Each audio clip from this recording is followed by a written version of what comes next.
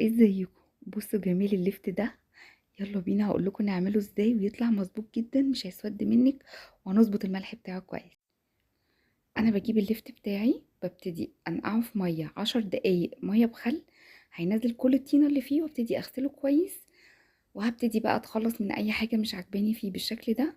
وانا هعمل معاكم العروش، يعني انا عايزه اخلي العروش دي هاخد منها جزء وهرمي جزء.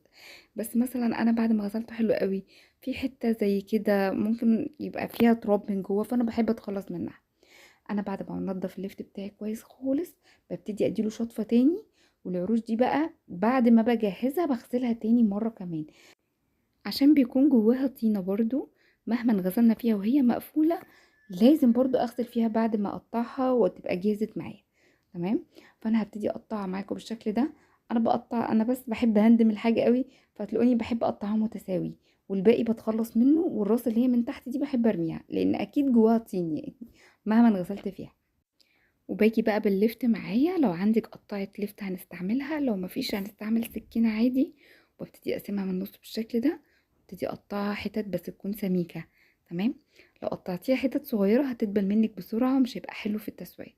فانتي حاولي تخلي القطع يعني الصباع تخين كده مليان. تمام. فابتدي اقطع معايا الليفت بتاعي كويس. وهقولك وانتي بتختاري الليفت حاولي تختاري الليفتاية التقيلة، ما تجيبيش الخفيفة. الخفيفة دي من جوه بتبقى بيتقال عليها شيخة، كبيرة عجوزة. تمام.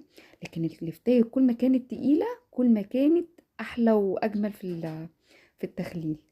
عايزه اقول لكم، وكل ما كانت من بره اغمق كل ما كانت جميله كمان اكتر، وطعمها بيبقى بعد ما تستوي احلى واحلى كتير من الفتحه. بعد ما بقطع اللفت بتاعي كله بالشكل ده قطع سميكه، هعمل معاكم محلول التخليل مظبوط جدا حتى لو مش عارفين احنا جايبين قد ايه. وهنجهز معايا بنجرية انا بقطعها قطع كده نفس السمك بتاع اللفت.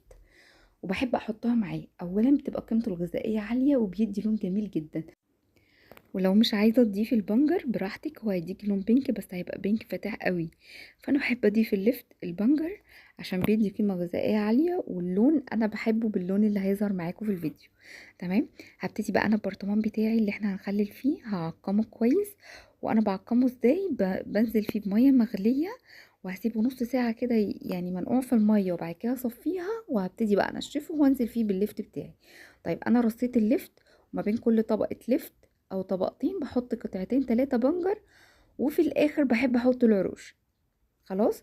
وهنا بقى انا هظبط معاكم الملح، لو انتوا مش عارفين الكميه تظبطوها ازاي، يعني انت جايبه كميه لفت ومش عارفه تظبطي الحياء، او انا مش عارفه الكميه دي 2 كيلو 3 كيلو.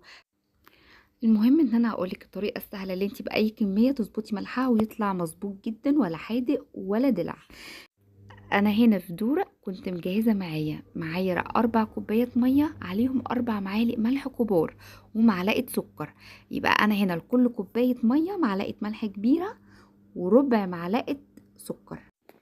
ولون المية معايا كان كده عشان الملح بتاعي كان هيمالايا. يبقى انا هنا حطيت على ال4 كوبايات مية 4 معالق ملح كبار ومعلقة سكر. السكر بيخلي المخللات مقرمشة. تمام. والملح المظبوط لكل كوباية، بس تكون كوباية كبيرة حلوة، معلقة ملح. ده كده معيار مظبوط جدا. هبتدي اقلبهم كويس وهنزل على اللفت بتاعي لحد ما اغطيه من فوق خالص، ما تخليش اي حاجة من اللفت باينة. تمام.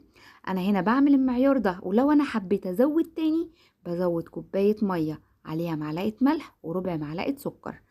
انا هنا ده بقيت اللفت كان خلي البرطمان الكبير اتملى معايا وكملت في برطمان صغير.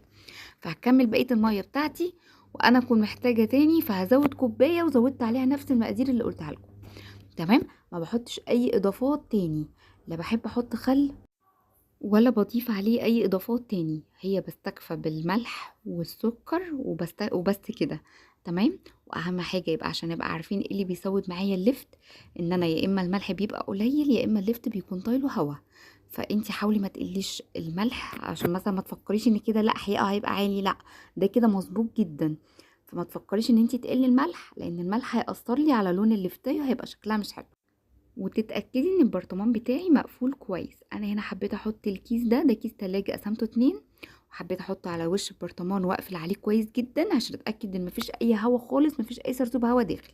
بصوا اللون ده هنا بقى بعد 7 ايام كان طالع بالجمال ده، طعمه رائع ومقرمش وجميل جدا. يلا جربوه، قولي لي رايكم، ما تنسوش تدعموني بلايك وسبسكرايب عشان يوصلكوا كل جديد.